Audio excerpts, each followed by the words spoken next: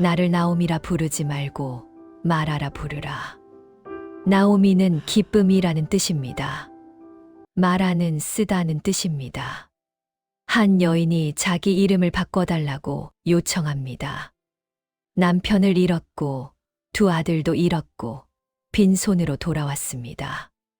내가 풍족하게 나갔더니 여호와께서 나를 비어서 돌아오게 하셨도다. 인생의 밑바닥입니다. 하지만 이 이야기는 여기서 끝나지 않습니다. 쓴맛은 단맛으로 바뀝니다. 오늘은 모든 것을 잃었지만 결국 모든 것을 되찾은 나오미의 이야기입니다. 구독과 좋아요 눌러주시고 댓글로 생각을 나눠주세요. 사사시대 베들레헴에 흉년이 들었습니다. 빵의 집이라는 뜻의 베들레헴에 빵이 없었습니다. 나오미의 남편 엘리멜렉이 결정합니다. 모압으로 가자. 거기는 먹을 것이 있다. 모압은 이스라엘의 적국이었습니다. 하지만 엘리멜렉은 선택했습니다. 나오미는 남편을 따랐습니다. 두 아들 말론과 기럨과 함께 잠시만 있다가 돌아오자. 그렇게 생각했을 겁니다. 모압에서 엘리멜렉이 죽었습니다. 나오미는 과부가 되었습니다. 이방 땅에서 상상해 보세요. 낯선 땅에서 남편을 잃는 것이. 하지만 아들들이 있었습니다. 그들은 자랐고 모압 여인들과 결혼했습니다. 말로는 룻과 기럨은 오르바와 며느리가 생겼습니다. 이제 손자들도 보겠지. 10년이 지났습니다. 그런데 말론이 죽었습니다. 기럨도 죽었습니다. 두 아들이 모두 죽은 겁니다. 남편을 잃었습니다. 견뎠습니다. 큰아들을 잃었습니다. 견뎠습니다. 작은 아들마저 잃었습니다. 무너졌습니다.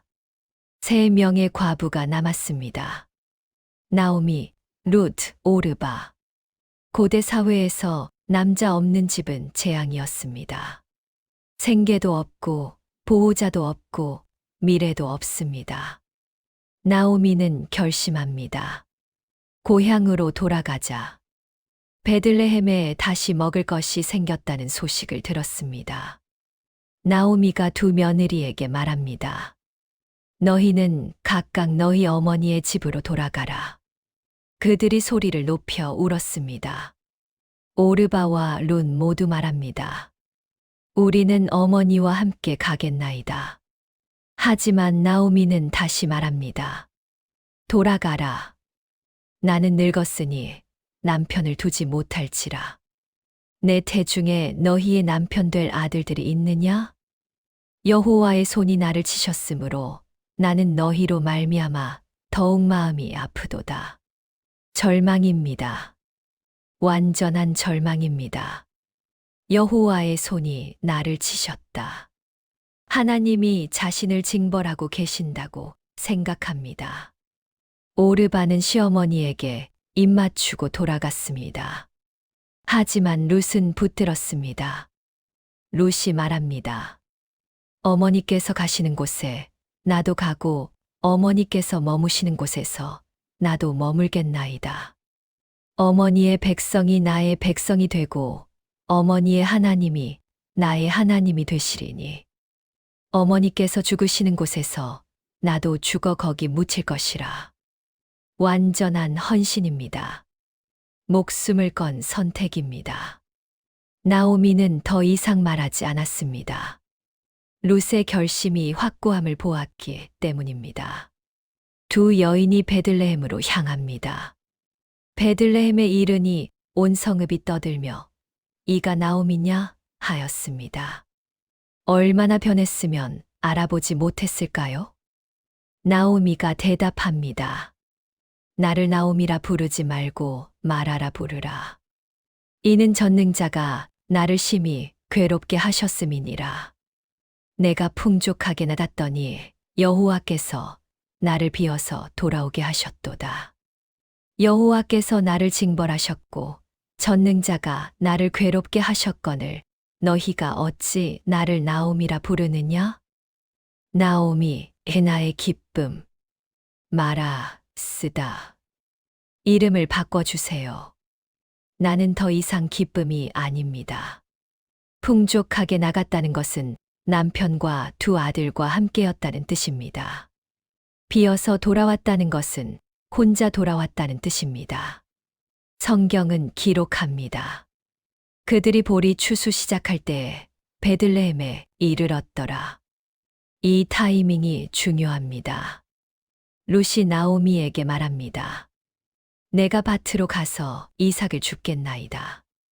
이삭 줍기는 고대 이스라엘의 사회 보장 제도였습니다. 가난한 자와 나그네를 위한 것이었습니다. 나오미가 말합니다. 내 딸아, 가거라.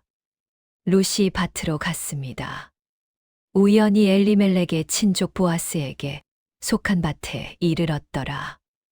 우연히. 하지만 하나님의 섭리 안에서 우연은 없습니다. 보아스가 이삭 줍는 젊은 여인을 봅니다. 감독하는 소년에게 묻습니다. 이는 누구의 소녀냐? 나오미와 함께 모압 지방에서 돌아온 모압 소녀인데 아침부터 지금까지 계속하는 중이니이다.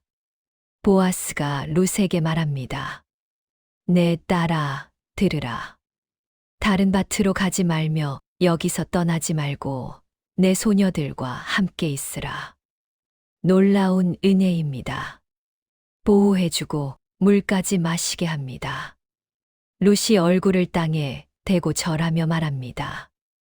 나는 이방 여인이거늘 어찌하여 내게 은혜를 베푸시나이까. 보아스가 대답합니다. 내 남편이 죽은 후로 내가 시어머니에게 행한 모든 것이 내게 분명히 알려졌느니라. 여호와께서 그의 날개 아래의 보호를 받으러 온 내게 온전한 상 주시기를 원하노라. 보아스는 룻의 헌신을 알고 있었습니다. 식사 때 보아스가 룻에게 볶은 곡식을 주매 룻이 배불리 먹고도 남았습니다.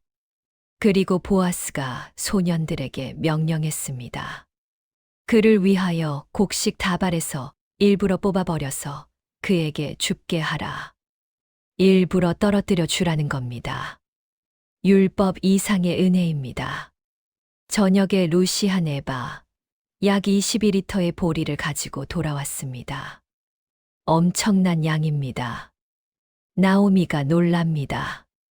오늘 어디서 주웠느냐? 룻이 대답합니다. 오늘 일하게 한 사람의 이름은 보아스니이다. 나오미가 말합니다. 여호와께서 그에게 복 주시기를 원하노라. 그 사람은 우리의 근족이니 우리 기업을 물을 자 중에 하나이니라. 기업을 물을 자. 고엘. 가까운 친족 중에서 가난해진 친족의 땅을 되사주거나 과부와 결혼하여 대를 잇게 하는 사람입니다. 나오미의 눈에 빛이 돌아옵니다. 희망이 보입니다. 보리 추수와 밀 추수가 끝났습니다. 약 7주가 지났습니다. 나오미가 룻에게 말합니다. 내 딸아, 내가 너를 위하여 안식할 곳을 구하여 너로 복되게 하여야 하지 않겠느냐? 남편을 구해주겠다는 뜻입니다. 그리고 계획을 말합니다.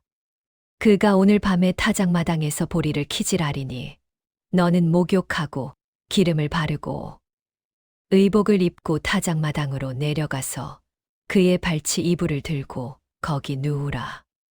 대담한 계획입니다. 하지만 이것은 결혼 청혼의 상징적 행위였습니다. 룻이 대답합니다. 어머니의 말씀대로 내가 다 행하리이다. 룻이 시어머니가 명령한 대로 다 하였습니다. 밤중에 보아스가 놀라본즉 한 여인이 자기 발치에 누워 있었습니다. 내가 누구냐? 룻이 대답합니다. 나는 당신의 여종 룻이오니 당신의 옷자락을 펴 당신의 여종을 덮으소서. 당신은 기업을 물을 자이니이다. 옷자락을 펴 덮으소서. 결혼해달라는 청혼입니다. 보아스가 말합니다.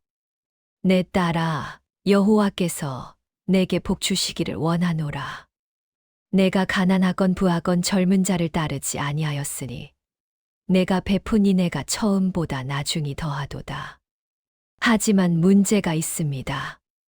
나는 기업을 물을 자이나 나보다 더 가까운 기업을 물을 자가 있으니 아침에 그가 기업 물을 자의 책임을 이행하려 하면 좋으니 그가 이행할 것이요. 만일 기뻐하지 아니하면 내가 내게 기업 물을 자의 책임을 이행하리라. 보아스가 성문에 올라가 앉았습니다. 성문은 고대 도시의 법정이었습니다. 그 기업 물을 자가 지나갔습니다. 보아스가 그를 불렀습니다. 그리고 장로 10명을 청했습니다. 보아스가 말합니다. 모압 지방에서 돌아온 나오미가 우리 형제 엘리멜렉의 소유지를 팔려 함으로 내게 알리려 하였노라. 내가 물으려면 물으려니와 내가 물으지 아니하려면 내게 알려달라. 그 사람이 대답합니다. 내가 물으리이다. 좋은 땅입니다. 사고 싶습니다. 하지만 보아스가 조건을 추가합니다. 내가 나오미의 손에서 그 밭을 살 때 곧 죽은 자의 아내 모압 여인 루색에서 사서 그 죽은 자의 기업을 그의 이름으로 세워야 할지니라. 룻과 결혼해야 한다는 조건입니다. 그 사람이 말합니다. 나는 내 기업을 물을 수 없노라. 내 기업에 손해가 날까 하노니 당신이 나를 위하여 물으소서. 그 사람이 신을 벗어 보아스에게 주었습니다. 거래 확정의 표시였습니다. 보아스가 선언합니다. 내가 엘리멜렉과 기럨과 말론에게 있던 모든 것을 나오미의 손에서 산 일과 말론의 아내 모압 여인 룻을 사서 나의 아내로 맞이하여 그 죽은 자의 기업을 그의 이름으로 세우리니 오늘 당신들이 증인이 되었나이다. 모든 백성과 장로들이 대답합니다. 우리가 증인이 되노니 여호와께서 내 집에 들어가는 이 여인을 라헬과 레아 두 사람과 같게 하시기를 원하노라. 보아스가 룻을 맞이하여 그의 아내로 삼았습니다. 여호와께서 그에게 임신하게 하심으로 그가 아들을 낳았습니다. 여인들이 나오미에게 말합니다. 여호와를 찬송할지로다. 오늘 기업 물을 자가 내게 끊이지 아니하게 하셨도다. 그가 내 생명의 회복자이며 내 노년의 봉양자가 되리니 곧 너를 사랑하며 7 아들보다 귀한 내 며느리가 낳은 자로다. 7 아들보다 귀한 며느리, 최고의 찬사입니다. 나오미가 아기를 받아 품에 안고 그의 양육자가 되었습니다. 그 이웃 여인들이 나오미에게 아들이 태어났다 하여 그의 이름을 오벳이라 하였는데 그는 다윗의 아버지인 이새의 아버지였습니다. 오벳, 이새, 다윗. 그리고 다윗의 후손으로 예수 그리스도가 오십니다. 나를 말하라 부르라 했던 여인이 이제 품에 손자를 안고 있습니다. 풍족하게 나갔더니 비어서 돌아왔다 했던 여인이 이제 충만함으로 채워졌습니다. 여호와께서 나를 징벌하셨다 했던 여인이 이제 여호와를 찬송할지로다 듣습니다. 무엇이 바뀌었을까요? 하나님은 변하지 않으셨습니다. 하나님은 처음부터 끝까지 일하고 계셨습니다. 나오미의 관점이 바뀐 겁니다. 절망 속에서는 하나님의 손길이 보이지 않았습니다. 하지만 돌아보니 모든 것이 하나님의 계획이었습니다. 룻이 우연히 보아스의 밭에 간 것, 보아스가 룻에게 은혜를 베푼 것, 더 가까운 친족이 거절한 것, 모든 것이 하나님의 섭리였습니다. 첫째, 어두운 밤이 지나면 아침이 옵니다. 나오미는 절망했습니다. 여호와께서 나를 괴롭게 하셨다. 하지만 그것이 끝이 아니었습니다. 당신도 지금 어두운 밤을 지나고 있습니까? 포기하지 마세요. 둘째, 하나님의 섭리는 보이지 않을 때도 일하십니다. 우연히 보아스의 밭에 우연처럼 보였지만 하나님의 계획이었습니다. 셋째, 쓴맛도 단맛으로 바뀝니다. 마라가 나오미로 바뀌었습니다. 이름은 바뀌지 않았지만 실제가 바뀌었습니다. 당신의 쓴 경험도 결국 달콤한 간증이 될 것입니다. 넷째, 인간의 거절도 하나님의 계획입니다. 더 가까운 친족이 거절했습니다. 나는 물을 수 없노라. 그 거절로 보아스가 룻을 맞이할 수 있었습니다. 문이 닫힌다고 실망하지 마세요. 다섯째, 세대 간 섬김이 아름답습니다. 룻은 젊은 며느리, 나오미는 늙은 시어머니. 세대 차이, 문화 차이, 혈연도 없음. 하지만 서로 섬겼습니다. 여섯째, 하나님은 이방인도 받으십니다. 룻은 모압 여인입니다. 하지만 하나님은 룻을 받으셨습니다. 메시아의 조상으로 삼으셨습니다. 국적, 인종, 과거가 하나님의 은혜를 막을 수 없습니다. 나오미는 처음에 하나님을 원망했습니다. 전능자가 나를 괴롭게 하셨다. 하지만 끝에는 찬양을 들었습니다. 여호와를 찬송할지로다. 우리 인생도 그렇습니다. 중간 과정에서는 이해할 수 없습니다. 왜 이런 일이? 하나님 어디 계십니까? 하지만 끝을 보면 알게 됩니다. 아, 하나님이 일하고 계셨구나. 당신의 삶도 마찬가지입니다. 지금은 보이지 않아도 하나님은 일하고 계십니다. 오늘 나오미의 이야기를 들으시면서 어떤 생각이 드셨나요? 혹시 내 인생은 이미 망했어. 너무 많은 것을 잃었어. 하나님이 나를 버리신 것 같아. 이런 생각을 하고 계신가요? 나오미를 기억하세요. 남편을 잃고 두 아들을 잃고 나를 말하라 부르라 했던 여인. 하지만 결국 손자를 품에 안고 다윗의 증조할머니가 되고 메시아의 조상이 된 여인. 쓴맛이 단맛으로 바뀌었습니다. 빈손이 충만함으로 채워졌습니다. 절망이 희망으로 변했습니다. 하나님의 섭리는 지금도 일하고 있습니다. 당신이 보지 못하는 곳에서, 당신이 이해하지 못하는 방법으로, 당신이 예상하지 못한 때에 포기하지 마세요. 어두운 밤이 가장 깊을 때 아침이 가까이 와 있습니다. 댓글로 생각을 나눠주세요. 구독과 좋아요로 함께 해주시면 감사하겠습니다. 감사합니다.